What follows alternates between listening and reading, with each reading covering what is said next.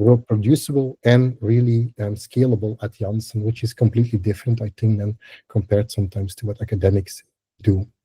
And that's the reason why we, since the time we started, we really have worked on making single-cell pipelines, which we can use internally and externally, and actually put those on in the open source field to really gather the expertise that we got along the trajectory of doing all these analyses. So we really take novel technologies, we apply them in-house, so on real projects, and then we see what can we learn from them, can we distill some of the knowledge and bring that back to pipelines. And now I have to find this one. So coming back to this one, academic collaborations to production systems, that's what we do. So we have a lot of collaborations that we do, both from the wet lab side. So for example, with the next we have collaborations, or we had collaborations really on testing their novel technologies, rolling them out in a pharmaceutical context. But also we are working on the analysis side, where we really are trying, how can we now make pipelines which are reproducible in the single cell field? And we, for example, we actually started out with a single cell TX collaboration a long time ago with the VIB and the University of Ghent and KU Leuven, where we worked on how can we now bring single cell pipelines into a best practice field, actually.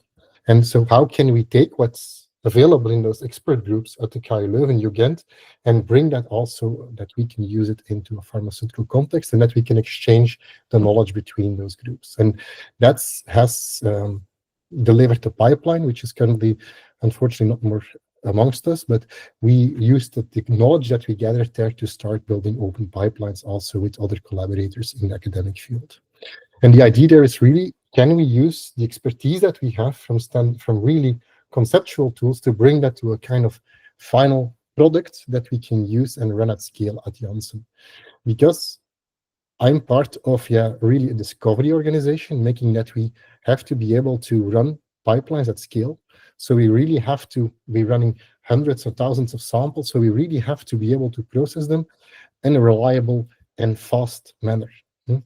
So, for example, this week I got data in, and one day actually we had readouts, and we could also start reporting to our collaborators. And that's really something that we want to strive towards.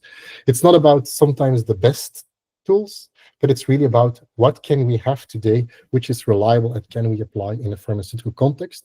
And also, if we have to do the same analysis in 2 years from now, will I still be able to do that? Because some of the studies that we do really are long-term and will actually require data analysis in 2-3 years from now. And we will probably have to follow the standards because we already processed it towards certain needs. And that's where my problem lies in the group. So I'm also from training, I'm a software developer. I'm also a bioinformatician, and I have some wet lab expertise. So that's really nice because I'm in the middle of everything. And at least I understand a little bit of what we're doing, because it can get very complex sometimes. 2019, this is a picture which I normally tend to show, is the paper of Malte Lukken. We all know that current best practices in single cell. You probably have heard about it when you're doing single cell analysis. It has more than 2,000 citations at the moment, so it's really a paper about what should you do with single cell analysis. But actually, I don't like the best practice in their title, because for me there are more guidelines, and actually it's mentioned in the paper. So in essence, single cell analysis, like I think many bioinformatics fields, is something that people learn along the way. Things change. It's a very fast moving field, because this is the paper from 2019, but the picture which I show is actually from the paper by Lucas Homos from 2 years ago. And you clearly see that a lot of things are here, a lot of types of analysis are here. This actually shows a very simple single cell pipeline or kind of conceptual analysis. And in essence, there are a lot of steps involved. And every of those steps will have different methods, and you can really start tailoring that towards the need or the question that you have on the data. And certainly with novel data, with also novel multiomics layer, that question will become more and more complex. And that's a little bit the field in which we are. Like, we have a lot of things happening, a lot of things are changing. We need something that we can bring to a pharmaceutical research. And how do we go about that? Because things are moving, we want to standardize things, and how do we go about that? In essence, the concept is always very simple, and that's a little bit what we have. We have a researcher doing some work, and mostly the concept of the specific problem that he wants to tackle is quite simple. And if I give a lecture on single cell transcriptomics, I tend to do it this way. It's all unsupervised learning, and that's very easy. It's really, okay, yeah, we measure our cells, we just get counts on the cells, we remove cells which are not useful because we don't see a good signal in them. Then we say, okay, yeah, we do feature selection. We just remove the genes which do not show variation between conditions. And then we say, yeah, we retain 10 to 50%, 10 to 50 top principal components. And then we use that to reduce our view to 2 to 3 components, which in essence allows you to map your data in a UMAP or a t-SNE. And then you just look at the UMAP and t-SNE and you say, yeah, but they're different. My diseased cells are not on my non-diseased cells. So that's exactly what we do. And this is easy if I explain that to you, because it's pure theory.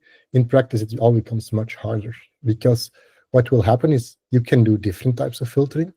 You can do different types of feature selection, dimensionality reduction. You have probably 5 to 10 ways of doing that.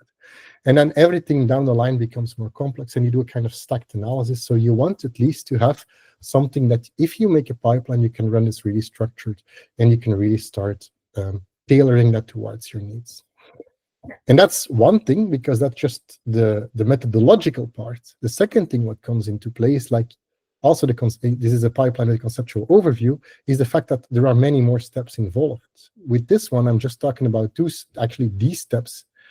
And you still need mapping, you still need QCing, and everything becomes always more complex. And then if you go to a real world pipeline, if you look at the architecture, it actually, the complexity starts to blow your mind. Because in essence, what we do, for example, here, this is a pipeline like we use it in a clinical study, where you have a mapping pipeline. And then, for example, you have transcriptomics pipeline for single cell here, you have CytSeq here. So there's a proteomics pipeline compared to the T-cell receptor pipeline, and they all feed into each other. So it's really every step in the pipeline is one block here. And you see that it becomes very complex very quickly. And that's the reason how we need pipelines to do that. Certainly, when we are running studies, we have to be able to reproduce these studies, we have to be able to rerun these studies, and we have to run it at scale. And how do we go about it? So in essence, how did we do this over the last years? It's really to go from notebooks to scripts and to a pipeline. And the important thing is here that actually every step in what we actually went through as a group, so over the 8 years that we are doing this, actually 4 initial years that we were doing this, we went over like the initial step where we have people that said, okay, yeah, we need a researcher that can really test the code. So he needs liberty. He needs to be able to tweak everything and to apply that. That's really what, for example, a PhD student would do. He would take a method, would change things, would change parameters where you didn't even think about, and start to optimize that technology or that method towards what he needs. He will do that for a single study. Now, one of the big problems, and so you will really move from like the initial technology readiness level, so really having concepts, working on them, making kind of proof that it works. That's all very nice. And it's something that we, of course, today still do. At the end, for example, of an analysis, what you would do is that you still would go to notebooks and you still have to do analysis at the end of that data that you got. But the researcher needs liberty. Now, quite quickly, you actually end up in a situation where the notebook is not enough anymore, and you want to share code between people. And what will you do? You will start crypting that data or those pipelines together into specific scripts. So actually what's here is you will see some parameters which are quite strict, and you can only set those parameters. You will not be able to change everything anymore, because people will not, you would not allow people to do that, because otherwise the complexity of a single analysis will blow up. Now, this is one thing is really nice. We did that for a few years. And then actually what you end up in quite quickly is to run components. And actually what's the difference with the scripts here is that you start working on specific environments. So one of the issues that you have here is people run this in their own environment. Here, there is also some environment associated with it, but quickly you'll end up with, you want to run a component, and the component will run different tooling. Like, for example, you will have an R tool versus a Python tool, and you want to support both. So you will need something, in this case, it were Conda environments, to really start working with those tools together. Unfortunately, Conda will not be able to solve everything for you because, again, you will have dependency problems when you start installing it. Believe me, we tried. And then quite quickly, you'll go to Docker containers. Docker containers, tools that allow you to really fix that environment and say, okay, yeah, if I ran some tool in 2020, I will still be able to run it today in 2025. And that's what we did next. And then you quite quickly notice that you start also making those containers to write them together. You will move into workflow languages because you're starting to write your own pipeline libraries to run those workflows, because you need things to run in parallel. You need something to run after another tool. Then you will need something to monitor, actually, how much CPU did I use, and maybe I can improve the performance. And so then quite quickly you move into workflow languages. And this is actually an example using Nextflow that we implemented with Viash. And so the importance of doing this is that everybody in this circle actually has its role and really has a purpose. And it's still something that we do today. And for example, currently we're looking for Open Pipeline. We're developing, for example, TileDB SOMA component. And what is happening now is that somebody from my team is putting together a notebook. He's trying to start up use cases.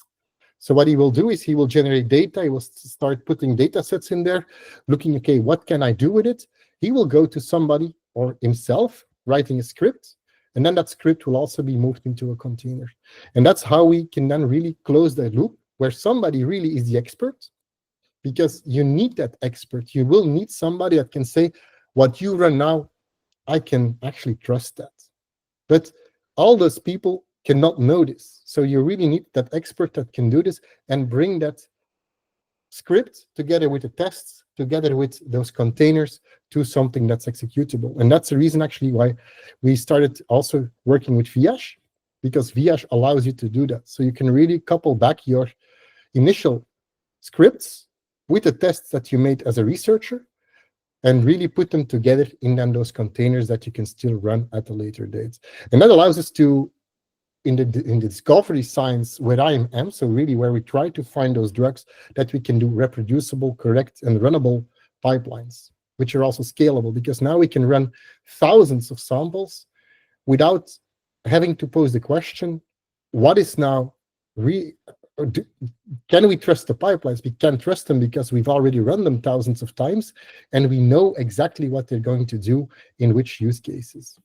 And that's a little bit where we strive towards to. And this is really over 4 years we did this, and we're still building upon this with Open Pipeline. And I showed you before, like the pipelines that we had, or the concepts behind those pipelines, exactly what we have in Open Pipelines that we made together with Data Intuitive over the last years, and which are completely Viashed, to say so. So this is only a part of a standard single cell pipelines. There are also additional pipelines. For example, there are also Atlas building pipelines or modeling pipelines. But in essence, the idea there is to really, if we need something that we need at scale, can we move it into Open Pipeline, and can we then reuse it? Because of course, when you do the output of the data, you also have to do some things by hand, like I already mentioned. The final results are mostly a step that you do on top of the pipeline. You cannot automate everything, which is of course not really what you want to do. So at Janssen, we're now running that. So my group is not the only one running it anymore. So we also have other groups running it. And the nice thing of what we have, like what we designed with Viash and also on the Nextflow infrastructure, is the fact that now the pipelines that we have, you can run them on your local PC, but you can also run them on a Kubernetes stack, which allows you to run the same code locally versus then really at scale on 1,000 samples together. And that's really why we chose Viash and why we developed all of those things. And that was it from my part. Any questions? Thank you very much, Dries. Yeah, indeed. Feel free to put questions in the chat, or also unmute yourself for questions.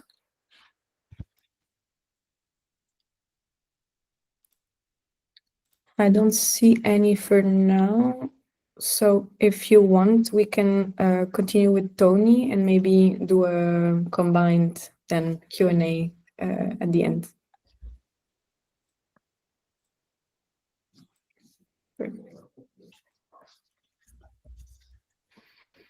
All right. First of all, sanity check. Do you see my screen? Okay, very good. Good afternoon, good morning, depending on where you are from. So indeed, my name is Toni Verbeiren.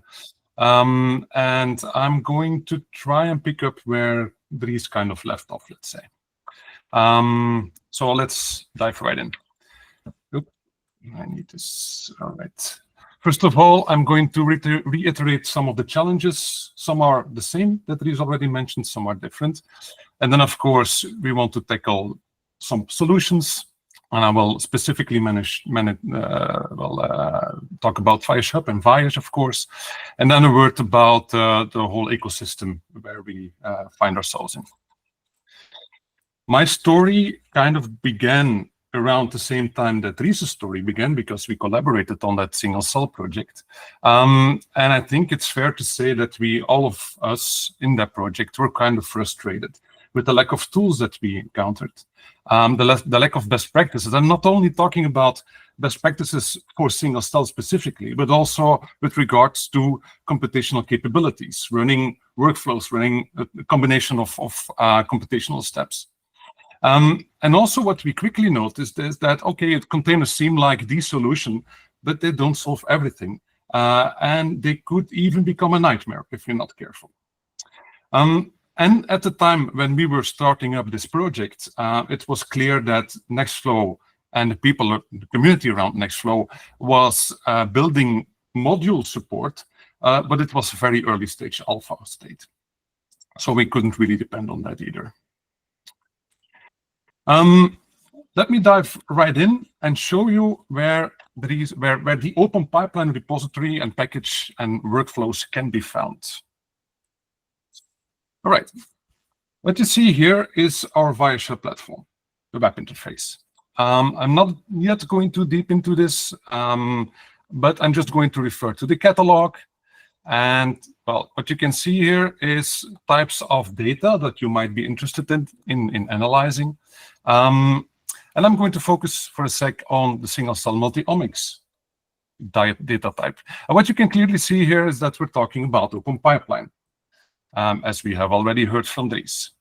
And then if you were carefully looking at Dries' slides, you will probably recognize a few of these sub-workflows, major steps, phases, etc., depending on what you want to call it. And I'm going to focus for a sec on this one step in this whole pipeline, which is BCL convert. And it's really basically a simple step. It's just running one tool. For those who are familiar with it, it converts the raw sequencing data coming from the sequencer into FASTQ files, as we say, and those contain, let's say, the reads per sample or per pool. For this situation, let's say they are the same. So it's basically a conversion tool. Now, it's maybe not so simple, and this is also what Dries already pointed at, in fact. Let's take a look and search for components that relate to demultiplexing. Well, there's two in the catalog at this point in time. I'm not talking about demultiplexing, that's for another time, another presentation. Let's focus on this, demultiplex. And this time, we're not talking about a simple script. This is a Nextflow script. This is, in fact, a workflow. But wait, we have a simple tool that just does the transformation from one format to another, and then suddenly this becomes a workflow. Well, that's where the challenge starts. Let's go back to the slides. Now, in general, if you think about, well, I'm interested in running a workflow because I have this data available to me, and I don't really know how to handle that. And then maybe if you're into Nextflow and bioinformatics in general, you may think, well, what about an F4, right? A community around computational bioinformatics workflows, right? Well, but then you might wonder, does it really cover my requirements? What requirements? Yeah. And then pointing back at Dries, I think this kind of summarizes what he was saying. You have a development stage, research, experimentation. You have to be really fast. You start in a notebook. You're not interested yet in pipelines or workflows and robustness or whatever. But on the other hand, you have your production or operations environment. People really want to run clinical studies using your tools, of course, in the end, because why would you create different tools for the same thing after all? And so that means that you have this kind of gap or tension between those two worlds. They're basically the same world, but still there is this gap. And for us, in my experience, there's a lack, there's a common lack, let's say, to bridge the gap. We need more platform thinking. And I'm not talking about a technical platform. I'm not talking about Kubernetes or an HPC cluster per se. I'm talking about more tool set, ways of working with workflows, with computations in general, best practices, things like this. And what we also need, moving to the production side, is strict processes. We need to be able to manage these things. We need to be able to be sure that they have been validated, that they work, that they are reproducible, and that we can maybe automate them if we want to, and work on cost effectiveness and stuff like that. And of course, underlying, there's always code, because that's the way we do these things. That's basically the gory details.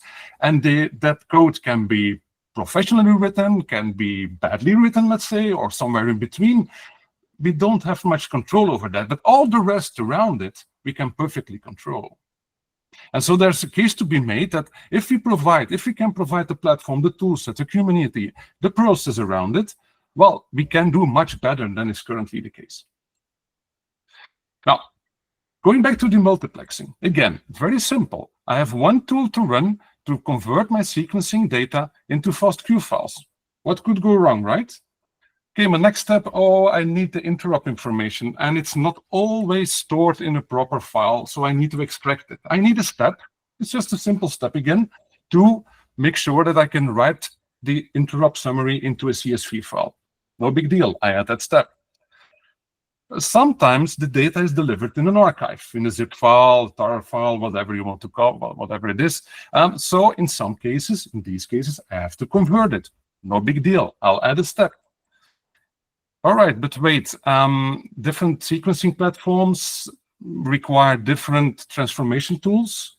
So for instance, this is a really practical example of kind of part of our development for the last year. Okay, let's add bases to FASTQ, because there was an Aviti platform used, and so we needed this different demultiplexer. All right, no big deal. But don't we want to run some QC before we actually continue with the FASTQ files downstream? Doesn't make a lot of sense to run a next pipeline if it turns out that the data is just bogus, right? So let's add a QC reporting step. Well, it's not basically one step. We've started with FastQC and then run multi-QC for those who know these tools. And otherwise, well, you're free to look it up, of course. It doesn't really matter what those things do, but in the end, you get HTML reports out of that. Right, very nice. But it turns out Falco is the newer variant of FastQC. It's faster, it's optimal, etc. So switch it out for Falco. Okay. You may think we're there. No, we're not there, because turns out we're not really doing this optimally, because the pools, the samples, are not processed in parallel. Okay, then why don't we parallelize that? Okay, no big deal. Let's do that. I'm almost there, promise you. But this is a very important step. At a certain point in time, you will recognize that you have a different audience, that your audience is kind of different, in the sense that some people know exactly where source data is, where target data should be, what kind of parameters need to be set, etc. Some people just need to be able to push a button, basically. And then there's the automation. If you are interested in automation, of course, it should be just one button, let's say. But basically what you need is, you have this one workflow, but you would like to have different interfaces to that workflow, depending on the type of audience, depending on the type of user. And so what you would like is to have some kind of wrapper workflow that just calls the demultiplexing workflow, that just reuses the same functionality, but called in a different way. That's typically what you would do in a development context with an interface. And so, for instance, well, you could say, well, we provide different kinds of input parameters where things are kind of consolidated, perhaps, and where we make decisions already on where data should be stored in the end and stuff like that. But in general, if you think about, for instance, NF Core, this is a big pain because you cannot just extend an existing workflow. Whereas this is really basic functionality, if you ask me. Now, so just to summarize, I'm not going to go over all the bullet points here, but in general, there's not enough flexibility when it comes to developing these workflows. If you find your workflow in the NF Core community and it works for you in production, you're probably fine. You should safeguard the fact that the containers may be removed at some point, which you don't have control over. But apart from that, you're probably fine. If you need to tune a small thing on an existing NF Core workflow, that might end up in a lot of pain. And that shouldn't be the case. It should be much simpler to do that. And that's what I'm saying, that we need a platform. We need more flexibility. We need a bigger tool set. Just to give a few examples here, what if you want to make sure that one step, or possibly every step in your workflow, is tested, is validated, that this exactly behaves that the way you want it to behave, that it outputs the data that you expect it to output. So you basically want unit tests. And if you have this whole workflow, you want integration tests. You want to make sure that your next version really delivers exactly the same results as you would expect. Things like this seem obvious, but they are not in practice. Right, let's come up with some solutions. You've heard the name Vias already in Dries' presentation. What do we do with Vias? Vias is a command line tool, first of all, right? And it's a build tool. It's a transformation tool. What we need with Vias is your script, your notebook cell that you developed yourself, an R Markdown code block, an existing tool, a bash script that combines a few things together. That could be input for a component. It doesn't require any bells and whistles. We'll cover that for you. You just need the basic functionality of the script or the tool. What we ask from you to add to that is meta information. What kind of arguments does this script or tool take? What type? Well, not what kind, but also what type of arguments. Can you define unit tests for this? What kind of dependencies are there? And this I will come back to in more detail. In what environment should this tool or script run? And this comes back to Dries' point earlier. Conda isn't going to help you a lot. I mean, you will quickly run into issues with Conda, I'm sure, especially if you have a bigger workflow to deal with. Docker is better in a sense. I mean, depending on what you call better, of course, but still it comes with its challenges. What we do here, we include the Docker or Podman or whatever setup inside the meta information. So whatever we define as a component later on, it will be included. There will be a definition of how this should be run. And then resources, that means whatever you need in order to run this component afterwards. With Vias, we can build, and that's my next slide. Well, I'm going to skip this for a sec. If you have this combination, your script or tool, together with the meta information, you can build this into several things, depending on what you need. You can, for instance, build this into a full-fledged CLI tool. Well, but I already had a CLI tool if I had a bash script. Yeah, perhaps. But did you have the argument parsing? Did you have the Docker container together with it? Fully self-contained, so that if you share this script, the people you share it with can just run it without any worries? Well, no, probably you will not have spent the time because it takes a lot of time and it takes a lot of expertise to do that. We can build that for you based on just those two ingredients. But we can go a step further. We can create an Nextflow workflow as well for you. Wait, so I have one component. Let's go a step back. I have a script and I have some meta information. Well, if you give me that, I will build a Nextflow module for you. Obviously, since we're talking about workflows today, that will be our primary focus. I'm not so much going to talk about the CLI executables today. So if I build the Nextflow module from one component, that means I can run this as a workflow. And that's quite important because that means I can unit test it. I can validate that functionality for this one step, and I can easily combine these modules into a whole workflow. And that's the basic idea of using Viash in the scope of workflow development. Okay, let me illustrate this quickly with some source code. If you don't like source code, maybe just close your eyes for a minute or something. Let's see. Well, okay, so this is the multiplexing package repository on GitHub, co-developed with J&J as well. What you see here is one component, basically. You see the config file, the meta information. We call it the Viash config file. And you see the script. In this case, it's a workflow. So then we just take as a script the workflow code. Only we don't need to add a lot of boilerplate code because we will do that during the Viash build. Just to give you an idea, what's in the config file, information about input parameters, information about output parameters.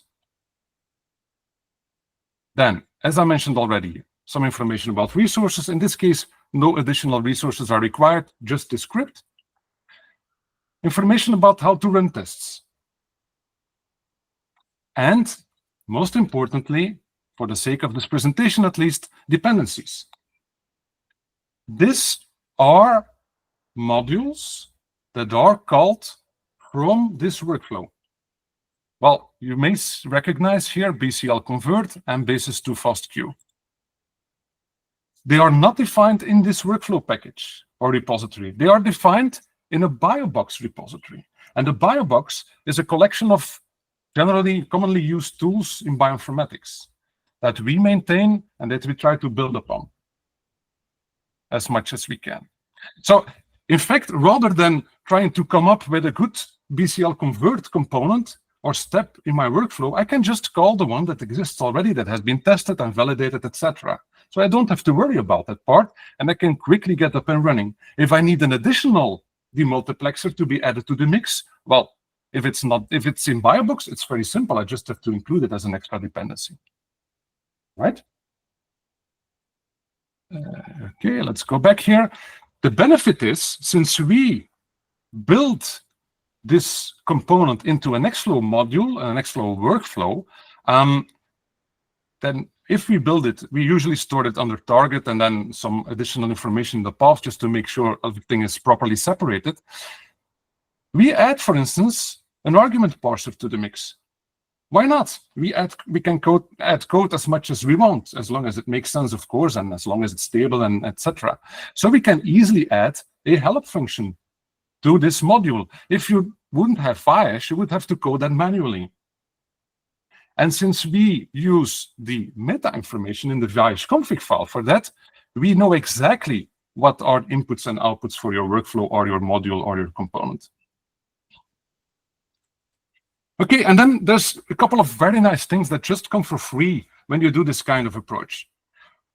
Just to give you one example, and we'll touch upon a few others later. You're usually using things like Nextflow in order to process multiple samples in parallel. Now, in principle, that sounds trivial, and you can do that with Nextflow, of course, but what if you have different, for instance, references with every sample that you provide? Or different other types of arguments that you provide specifically for one sample, different than from another one. It's not so obvious. So the way that people in the NF Core community, for instance, handle this is they start from a sample sheet or some kind of input file, the CSV file, for instance. That's all very nice, but then you have to parse in your code, in your workflow code that you develop yourself, you have to parse that input file, that CSV file. Is it hard? No, it's cumbersome and error-prone. What we provide you is, this is built in. If you give me a param list, the way it's structured here, and both examples are valid, and I'll come back to the difference in a second, we will, with the generated code that we add to your module, we will just parse that for you. You don't have to take that into account. We will not only parse it, we will even validate and check that the input variable value that we provide does effectively exist, for instance, or corresponds to the type that should be provided. And then coming back to the difference between the two YAML blobs, let's say, we even take into account if, for instance, in this case, reference is mentioned on the root level and is general. That means we will apply this reference to both samples. But you could as well add the reference, if it's different, for instance, to every individual sample. We will take that into account. It's certainly not obvious to do that. Otherwise, you would just have to deal with that yourself in the code, I mean. It's things like this that make development and research life a lot easier. So just to reiterate, in the config file, we can define dependencies that are basically hosted on ViaShub. Okay. A bit more of the gory details, just for those who are interested, just to give you an idea of how we can achieve this, because it's not obvious to do that in Nextflow, in plain Nextflow. Well, the primary idea is that if you look at standard Nextflow pipelines, people usually, often, well, most of the time, will use a channel. That's the concept that Nextflow uses, per variable, per input or output variable. Well, we stop doing that. We create one channel and we add all the variables inside. You might wonder about, but how to keep track of then different variables for different samples? Well, it's not that big a deal because per sample, we can provide a dictionary. So we have just a dictionary, you could call this an object, where we have all the information that is put as arguments when you start the workflow. When we process a step, we can add the output of that step to this object, to this dictionary, and just process it further. We can split things out, we can update this, etc. We call this the state, but okay, that's a technical term. Doing it like this allows for some really nice benefits, as I'm going to show in the in GitHub itself. Let me see. Okay, on the left, you have the NF core demultiplexing workflow. On the right, you have a part of it, let's say. On the right, you have our main demultiplexing workflow.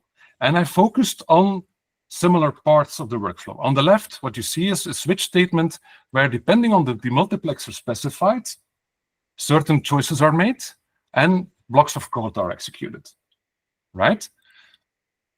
Okay, I leave it up to you what you think of this code. On the right, you have the Vias approach and the way that we deal with Nextflow. What you see here is we run BCL convert, but only, oh, we shouldn't have this, only if the demultiplexer is set to BCL convert. Later in the pipeline, you have basis 2 fast queue, but we only run that if the demultiplexer is set to basis 2 fast queue. I'm not going to go into the details of how we manage the state. Once you get into it, it's really logical and obvious even. It's just a matter of getting your head around it, that's all. Now, you might wonder, well, this is just a matter of personal choice now, what you prefer, left or right. It's just a different style of coding. Well, maybe not really. Well, really not really. What you have is that if you look at the left code, for those who are interested in the code itself, the demultiplexer value is a global value, a global variable. That means every sample you push through this workflow will use the same demultiplexer. In our approach, the demultiplexer setting is part of your sample. So you could perfectly start with 2 samples in parallel, one with demultiplexer, one with the other. You could even run both demultiplexers if that would be relevant. Of course, probably for demultiplexers, not a relevant case to be made, but for other things, like for instance, clustering, well, you're quickly starting to think about benchmarking or running different clustering algorithms with different settings and stuff like this. All this becomes quite easy, in fact, once you start to think in terms of the Vias approach to these Nextflow workflows. One other thing I would like to mention here, and you see it in the code, we allow for dynamic directives. And if you're familiar with Nextflow, you will know that directives are typically hard-coded inside your Nextflow processes and scripts. Well, we allow for much more flexibility. But for details, maybe we can get in contact later. Right. I'm not going over these bullet points. I think most of them have been mentioned already.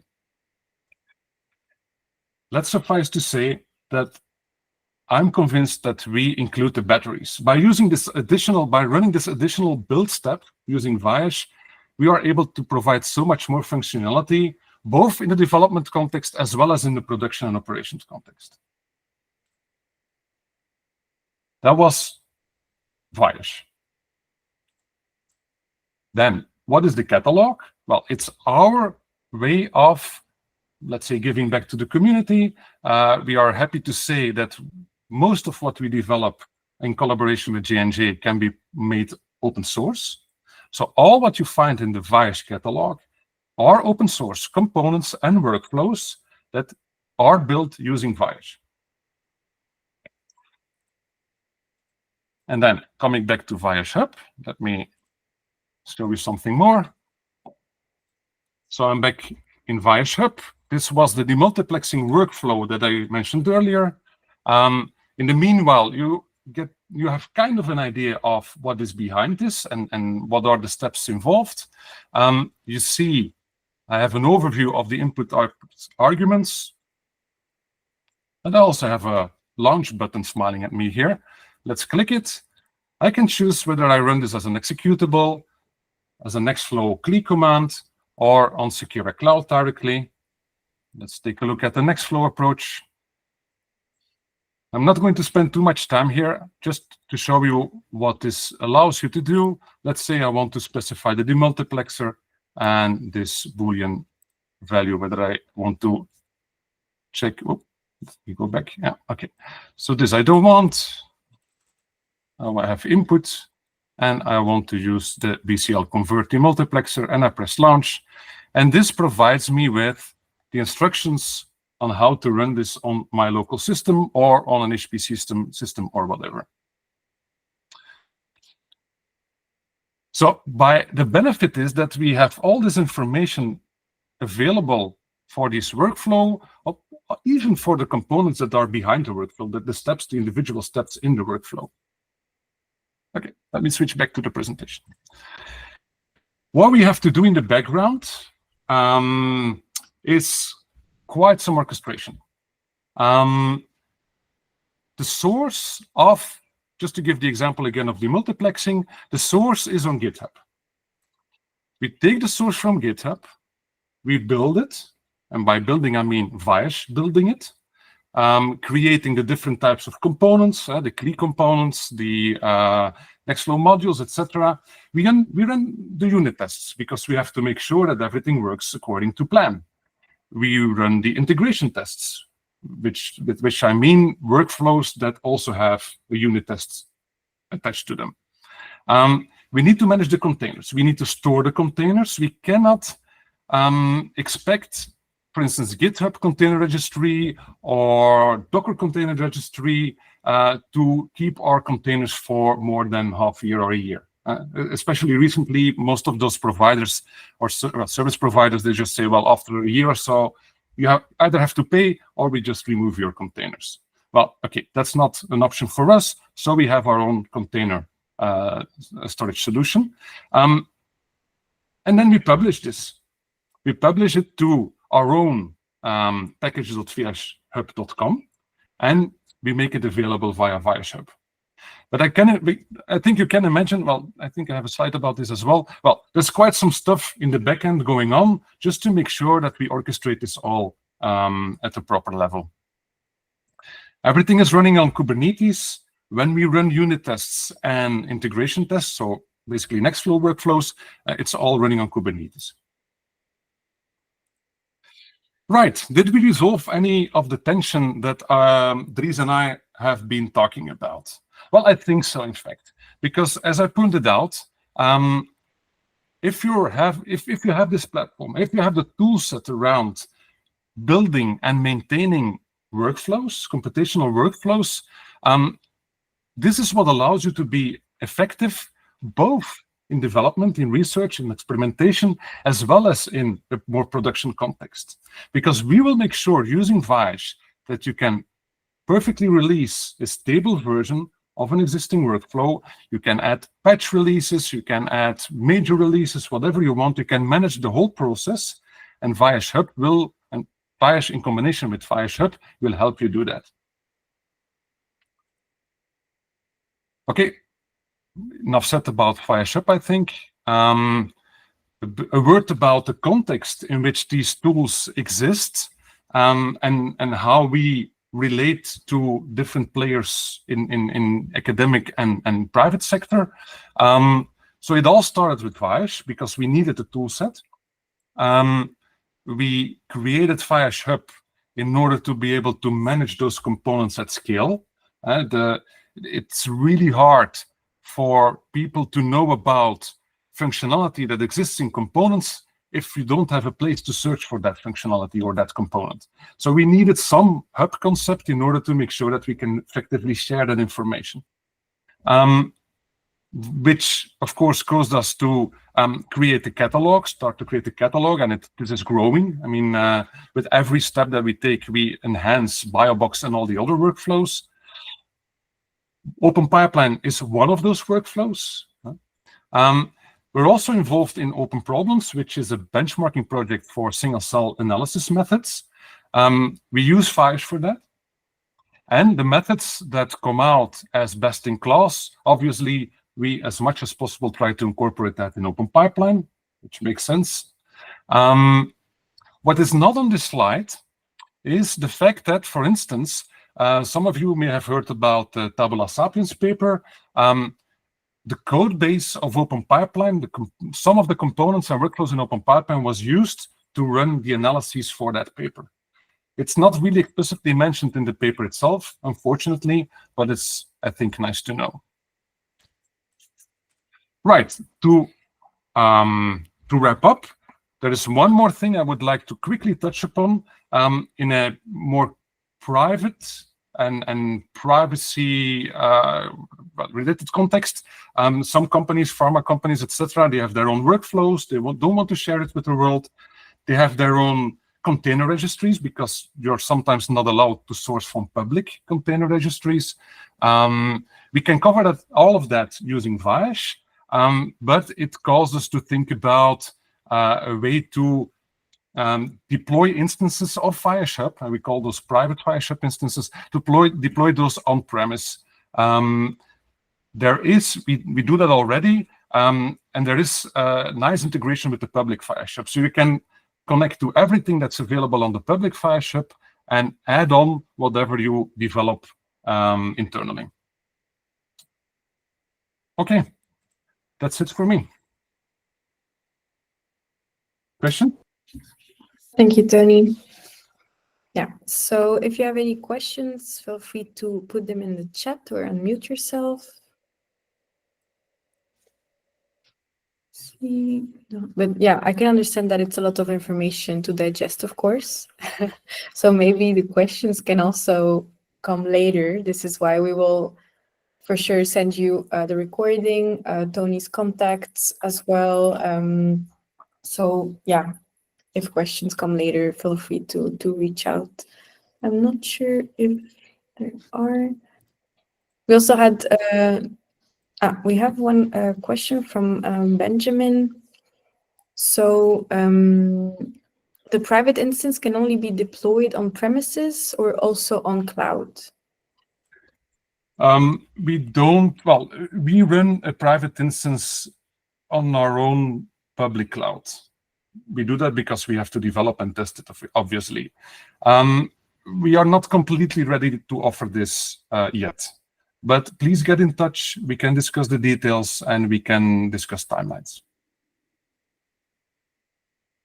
That answers your question, Benjamin. Any other ones? So we don't have questions for now, but in any case, so I propose to wrap up here, also perfectly on time. Thank you very much, Toni and Dries, for your presentation. So one last thing I would like to mention is that we have updated the training pages for Viash and Viash Hub. and added some dates for September. So feel free to check that out. Andy just put the link in the chat. But in any case, we will send you an overview email with recordings so you can watch some things back, the presentations, the contact details to continue the conversation as well later on if you have questions that pop up after a second thought.